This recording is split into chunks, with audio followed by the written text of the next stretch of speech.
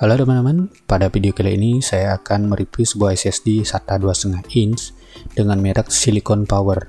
Kalau dalam video sebelumnya saya mereview SSD M.2 NVMe A80, sekarang saya juga akan mereview versi SATA 2,5 inch-nya, yaitu versi A55.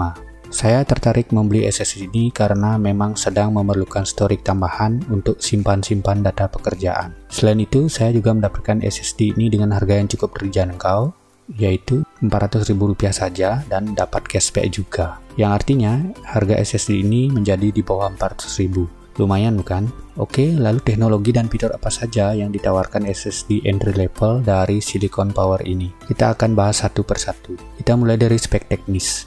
Oke, berikut adalah spesifikasi teknis dari SSD ini. Yang pertama adalah ukuran fisiknya, yaitu dengan panjang 100 mm, lebar 69,85 mm, dan dengan ketebalan 7 mm. Cukup tipis dan tergolong ke dalam SSD slim.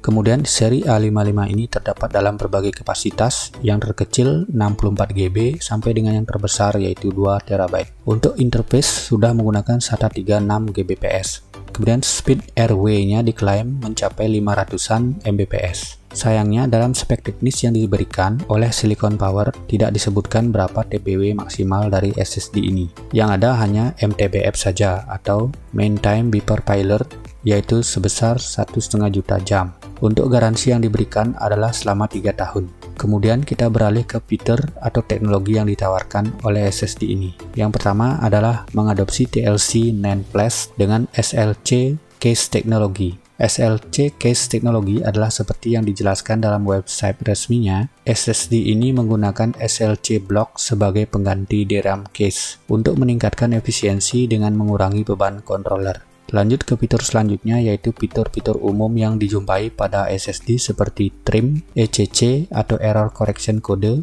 RAID, dan juga Smart. Untuk controller dibuat sendiri oleh Silicon Power, tidak menggunakan controller dari pihak lain, yang diklaim menjamin durability dan performanya.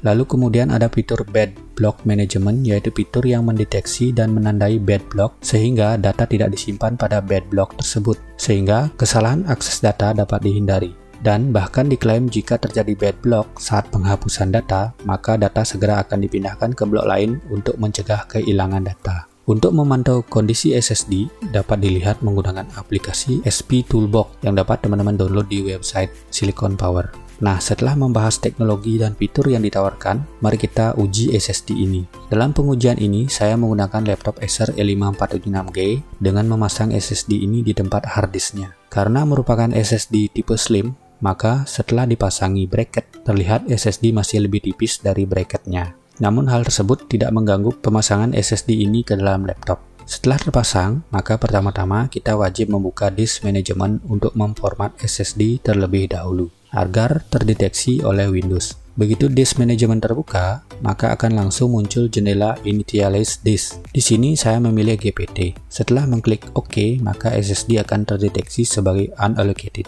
Nah, untuk memformat, tinggal klik kanan pada unallocated, lalu pilih New Simple Volume.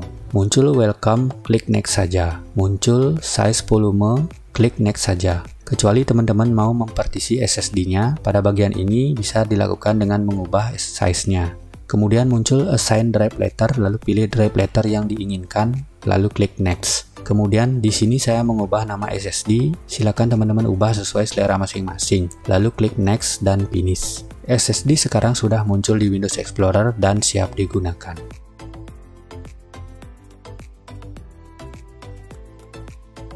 Nah, setelah SSD siap, saya langsung melakukan pengujian. Pada video ini saya menguji SSD ini dengan beberapa aplikasi, meliputi Harddisk Sentinel, Crystal Disk Mark, Crystal Disk Info, ATTO, dan AS SSD. Pertama, saya uji langsung menggunakan Crystal Disk Mark dan berikut adalah hasil pengujiannya.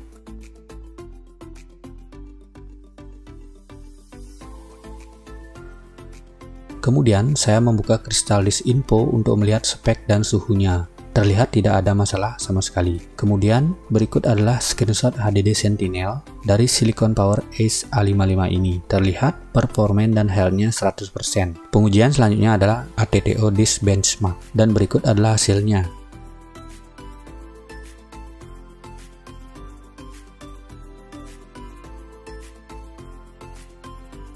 Terlihat hasilnya sudah sesuai dengan klaim dari websitenya, yaitu kecepatan max RW sekitaran 500-an Mbps. Selanjutnya, pengujian menggunakan AS SSD benchmark, dan berikut adalah hasilnya.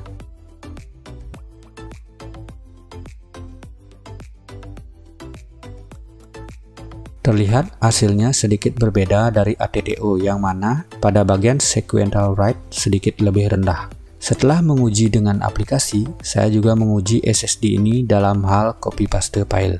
Yang pertama adalah dari SSD ke HDD, dan berikut adalah hasilnya. Pada awal-awal sempat menyentuh 400-an Mbps, namun setelah itu turun ke 100-an Mbps. Kemudian yang kedua adalah dari SSD A55 ini ke SSD NVMe Drive C. Terlihat stabil di 400-an Mbps, hampir mendekati kecepatan max rate yang diklaim SSD ini. Kemudian yang ketiga adalah dari HDD ke SSD ini. Di sini terlihat bottleneck dari HDD yang hanya mencapai kecepatan 80-an Mbps saja. Oke teman-teman, demikian tadi hasil pengujian SSD Silicon Power A55 ini. Adapun kesimpulannya adalah SSD ini sudah mampu menghasilkan kecepatan yang diklaim oleh produsennya. Paling tidak sangat mendekati klaim tersebut. Sayangnya, SSD ini tidak dilengkapi DRAM case, yang mana wajar dalam SSD entry level seperti ini. Jika dilihat dari segi harga, memang SSD ini tergolong murah dengan hanya 400.000 saja, sudah mendapatkan SSD sebesar 256 GB. Untuk SSD dengan DRAM case, mungkin teman-teman akan menambah budget sekitar 300-an ribu rupiah lagi. Oke teman-teman, demikian video review SSD Silicon Power Ace A55 ini. Mudah-mudahan bermanfaat. Jangan lupa dukung terus channel ini dengan klik subscribe, tinggalkan komentar, like videonya, dan juga share ke media sosial teman-teman. Terima kasih dan sampai jumpa di video saya selanjutnya.